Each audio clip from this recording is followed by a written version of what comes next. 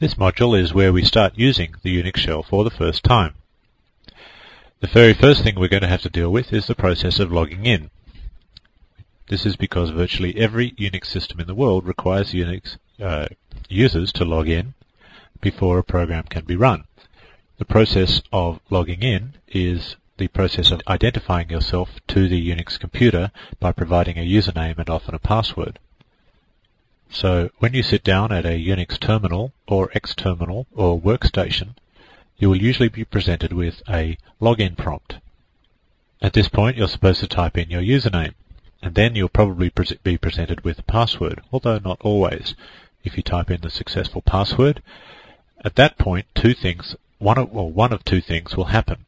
If you're using a graphical user interface, it will simply start that graphical user interface, and you'll be sitting there with a series of icons and some things to click on. One of those icons may represent the Unix shell, so double-clicking on it will hopefully bring up a command line text-based shell window. However, if you're not using a GUI, graphical user interface, then as soon as you've typed in your password, the system will automatically start a shell for you, and you'll be presented with a shell prompt, which we'll see in a second, like that dollar prompt that we saw a little earlier. So let's first look at the case where we are not using a GUI. We'll now have a little walk-through example of the situation where as soon as you are logged in, Unix automatically starts a shell for you. For virtually the remainder of this course, I'm going to be demonstrating the Unix shell for you, and I'll be doing that by logging in remotely across the internet to my internet service provider, which is Zip in Australia. Now, I'm in Australia too, so that's actually not very far away, and I'm going to demonstrate all of the commands in this course by using a particular telnet session to my Zip internet service provider. I'll just mention a few things about that before I start. The first is my internet service provider is using Linux, so I will be demonstrating the Linux version of all the commands that you see. Secondly, the shell that I am automatically assigned when I log in is the bash, the born again shell, which is probably the most user-friendly of the Unix shells. So this doesn't mean very much to you as the audience, because I will not be demonstrating any bash-specific functionality. I want the features that I describe in this course to be available to everybody using a born-compatible shell. Thirdly, if you're concerned about the speed, in other words, you might be thinking, oh, well, that's going to be very slow if he's sitting there typing things across the internet. We might have to wait ages for the results to come back. It's going to be a very time-consuming process. The answer is you don't have to worry about that. I'm using a blisteringly fast cable connection, and typing the commands into Zip's Linux system using the bash shell will be just about as fast as if I typed them into a command line on my own system. Incidentally, I'm going to use the CRT telnet program, which is the finest telnet program that I've found available on the market today, to get into and use my shell account at Zip. Anyway, if you have access to a Unix terminal, now would be a good time to log in and start practicing some of the things that I show you. Incidentally, at the end of this course, we'll look at how to choose which shell is automatically started for you by your Unix system.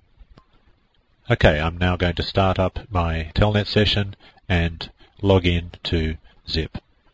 Okay, here's my desktop. I've created an icon here on my desktop which allows me to connect directly to Zip. So I'll now double-click on that icon, and here is my login prompt into the Zip World system. So I type in my username, which is mvirtue, and I type in my password, which I'm certainly not going to tell you, and I'm logged in. I have the Zip message of the day, which is all of this stuff. I have a little message saying that I have some mail and that my terminal type is ANSI, and you don't need to worry about what that means just for the moment.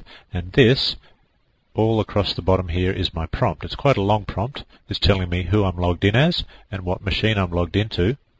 It's also telling me what my current directory is. If you don't know what any of that means, it doesn't matter, you will soon. So now I can type in various commands like cd, and I can type in ls, and so on. And every time I do, as soon as that particular command has finished, I'm presented with another dollar prompt. Okay, well that's the end of my demonstration on logging in.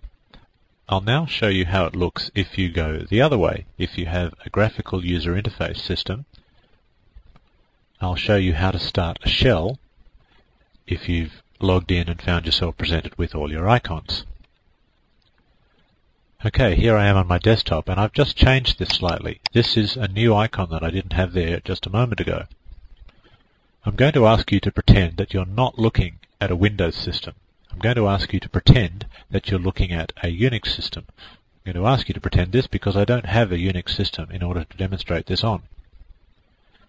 But if I was logged in, if I had just logged in to a Unix system that has a icon-based graphical user interface, then it might look something like this, in the sense that it would have a collection of icons and I'd have a mouse that I could move around.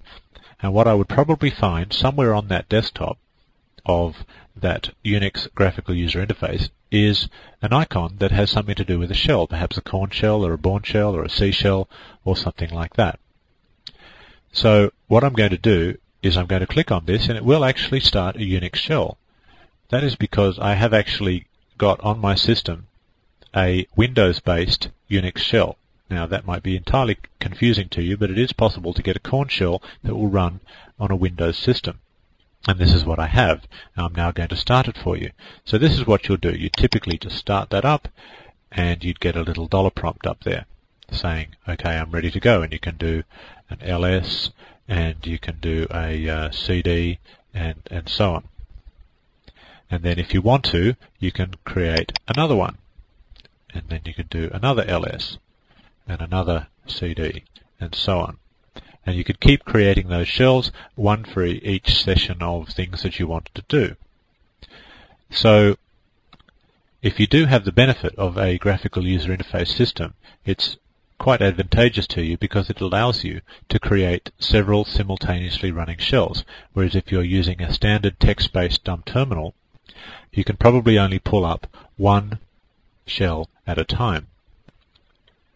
Anyway, I showed you that little demonstration because I wanted you to see the difference between using a single login, automatically started shell, dumb terminal-based Unix experience and a graphical user interface, multi-shell Unix experience. A couple of notes about all that. Your username and password will have been created for you by the system administrator. They should have given you your username and password. And there is a one special user on the system, or one special username I should say, known as root, that has full system privileges. This is the system administrator, or the super user. And if you know the super user password, in other words, you know the root password, it's always called root, and it's just important that the system administrator doesn't give away the root password to just anyone. But if you happen to know the root password, it means that when you log in using the root username, you are never denied access to any resource. In other words, you can run any program and it will never say to you, permission denied. Okay, now that we know how to log in, we know all the nuances and varieties of logging in, let's examine some of the basic commands that you can use with your shell prompt.